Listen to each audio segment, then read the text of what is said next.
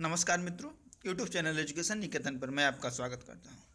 आज मैं आपके साथ 63वीं बीपीएससी मुख्य परीक्षा के प्रश्न पत्र 2 शेयर करने जा रहा हूं, जिसमें कुल 8 प्रश्न पूछे गए, आपको जवाब देने थे।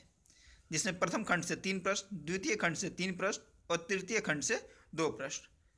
जो खंड 1 और खंड 2 है उसके जो मार्क्स हैं वो 38 मार्क्स के नंबर के होते हैं, और जो आपका प्रश्न 3 खंड के होते हैं वो 36 नंबर के होते हैं। तो चलिए शुरू करते हैं कि इस बार क्या क्या प्रश्न पूछे गए हैं। जो पहला खंड है वो पॉलिटी का है, जिससे पहला जो प्रश्न पूछा गया है, स्वतंत्र और निष्पक्ष चुनाव के संचालन में भारत के निर्वाचन आयोग की भूमिका की गंभीरता से जांच करें। इस संबंध में चुनावी पहचान पत्र किस उद्देश्य से कार्य करता है। तो पहले तो आपको बता देना है कि निर्वाचन आयोग का वर्णन एक संवैधानिक संस्था है, जिसका कि वर्णन संविधान के भाग 15 के अनुच्छेद 324 से लेकर 329 तक किया गया है। इसके बाद निष्पक्ष निर्वाचन में किस तरीके से भूमिका रही है, तो आप शुरुआत से लेकर आज तक जो डेवलपमेंट हुए हैं, मतलब कैसे पहले मतपत्रों पर वोटिंग होती थी, इसके बाद ईवीएम लाया गया, ईवीएम में भी दिक्कतें आई तो उसमें वीवीपैट को जोड़ा गया। इसके बाद टीएन सेशन के कार्यकाल में फोटो युक्त पहचान पत्र लाया गया। इसके बाद चुनावी फंडिंग को सही करने के लिए चेक के माध्यम से पहले किया गया 20,000 से ऊपर। इसके बाद अब नई संकल्पना लाई गई है चुनावी बॉन्ड की। इसके बाद आचार संहिता का कंसेप्ट लाया गया सरकारी मशीनरी के दुरुपयोग को रोकने के लिए। नई तकनीकी के दौर में सी विजिल जैसे ऐप जारी किए गए हैं, ताकि आप कोई अनियमितता देखते अगर मिलता है आपको तो आप उसकी वीडियो बनाकर डायरेक्ट अपलोड कर सकते हैं। एग्जिट पोल और ओपिनियन पोल, इसके लिए नियमावली बनाई गई है कि अगर कई फेजों में अगर मतदान होते हैं तो जब तक अंतिम फेज का मतदान ना हो जाए तब तक कोई भी एग्जिट पोल जारी नहीं किया जा सकता है।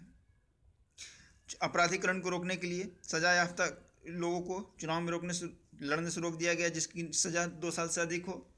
इसके बाद जितने भी आपराधिक मामले उम्मीदवार पर दर्ज हों उसको घोषणा पत्र में नामांकन के समय देना अनिवार्य कर दिया गया है। उनको अपने इनकम का ब्यौरा देना भी अनिवार्य कर दिया गया है नामांकन के समय में।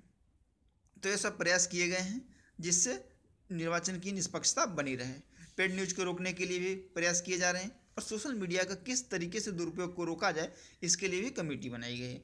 आप 2-3 कमेटियों को भी रिकमेंडेट कर सकते हैं इसमें, जैसे गोपाल स्वामी कमेटी, तारकुंडे समिति, जो कि चुनाव सुधार से जुड़े हुए हैं।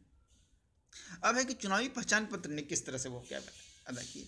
तो पहले वोकस वोटिंग की एक बहुत बड़ी समस्या थी कि लोग दूसरे की जगह पे वोट दे देते थे।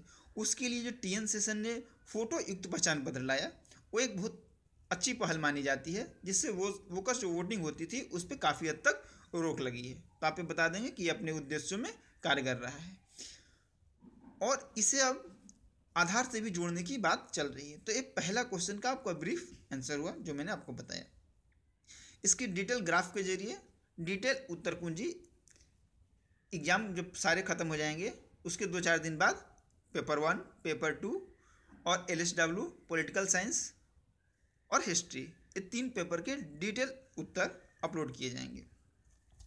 दूसरा प्रश्न है, क्या आप सहमत हैं कि भारतीय राजनीति आज मुख्य रूप से वर्णात्मक राजनीति की बजाय विकास राजनीति के आसपास घूमती है? बिहार के संदर्भ में चर्चा करें। ठीक है, तो दूसरे प्रश्न को मैं भी छोड़ देता हूं। तीसरा प्रश्न है, हाल के दिनों में भारतीय पार्टी की राजनीति पर बढ़ते क्षेत्रीय दलों के प्रभाव क्या है? तो क्षेत्रीय दलों के प्रभाव का वर्णन करना है। जो चौथा प्रश्न पूछा गया था, संविधान और संवैधानिकता मतलब कॉन्स्टिट्यूशन और कॉन्स्टिट्यूशनलिज्म में क्या अंतर है? भारत के सुप्रीम कोर्ट द्वारा अनुमोदित मूल संरचना के बारे में, बेसिक स्ट्रक्चर थ्योरी के बारे में गंभीरता से जांच करें। इसमें भी आप केशवानंद भारती को केस को कोट करते हुए क्या क्या उसमें मूल बात कही गई है आप बता देंगे कि मूल संरचना को परिभाषित नहीं किया गया है, इसको बस एक लिस्ट बनाई गई है, और संविधान और संविधानवाद जिसको संवैधानिकता लिखा हुआ है में अंतर आपको स्पष्ट कर देना है। नेक्स्ट प्रश्न है, केंद्र प्रायोजित योजनाएं केंद्र राज्यों के बीच हमेशा विवाद का मुद्दा रही हैं, प्रासंगिक उदाहरणों का हवाला देते हुए चर्चा करें। ठीक है, अभी मैं सारे क्वेश्चंस को डिटेल में एनालिसिस नहीं कर रहा हूँ, वीडियो काफ़ी लंबा हो जाएगा। खंड 2 का जो पहला प्रश्न है, वर्तमान में कृषि की प्रमुख समस्याओं पर प्रकाश डालते हुए उन्हें दूर करने हेतु सुझाव दें, साथ ही भारतीय कृषि के विकास हेतु सरकार द्वारा चलाए गए प्रमुख कार्यक्रमों की चर्चा करें। तो आप पहले भारत में जो कृषि की प्रमुख समस्याएं हैं उसकी आप चर्चा कर दें। बुलेट फॉर्म में आप चाहें तो 10 पॉइंट लिख सकते हैं। पहली समस्या है कि कृषि पर जनसंख्या का बहुत ज़्यादा भार है। दूसरी समस्या है कि किसानों के पास पूंजी की समस्या है। तीसरी सिंचाई की समस्या है। जो चौथी समस्या है वो भंडारण की समस्या है। जो पांचवी समस्या है वो वैज्ञानिक जानकारी कम है किसानों के पास। जो आपकी छठी समस्या है वो उच्च उन्नत किस्म की बीजों की समस्या है।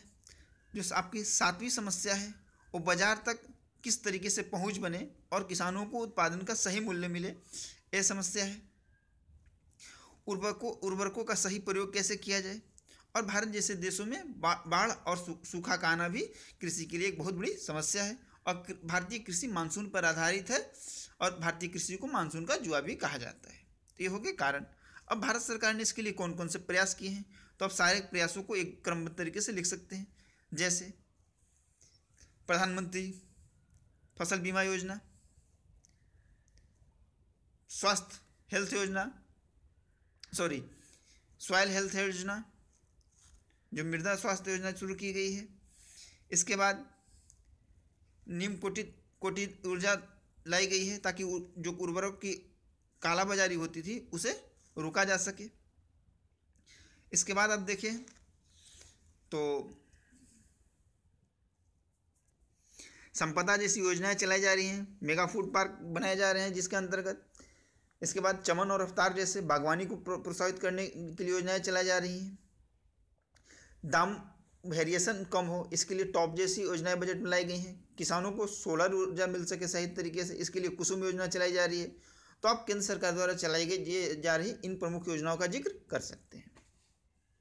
चलिए नेक्स्ट सवाल देख लेते हैं। भारत में गरीबी के अनुमान पर चर्चा करते हुए गरीबी के लिए जिम्मेदार कारकों की व्याख्या करें। तो आप इसमें विश्व बैंक की रिपोर्ट को कोट कर सकते हैं जो कुछ दिन पहले आई थी।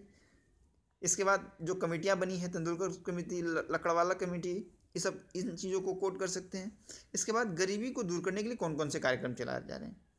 ठीक है, तो पहले तो आप गरीबी के कारकों को बता सकते हैं। गरीबी क्यों है भारत में, तो जनसंख्या वृद्धि एक कारण है। आप बता सकते हैं कि इसमें अंडा मुर्गी का भी संबंध है।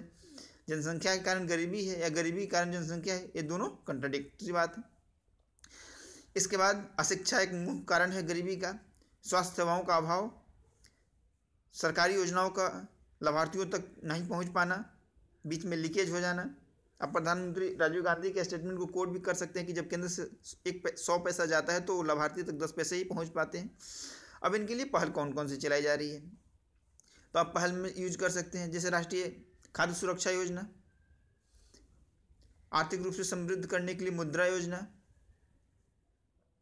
इसके बाद स्वास्थ्य से जो उनकी खर्चे होते हैं जिनके कारण बहुत सारे लोग गरीबी की रेखा से नीचे चले जाते हैं, उनके लिए आयुष्मान भारत योजना की शुरुआत की गई है।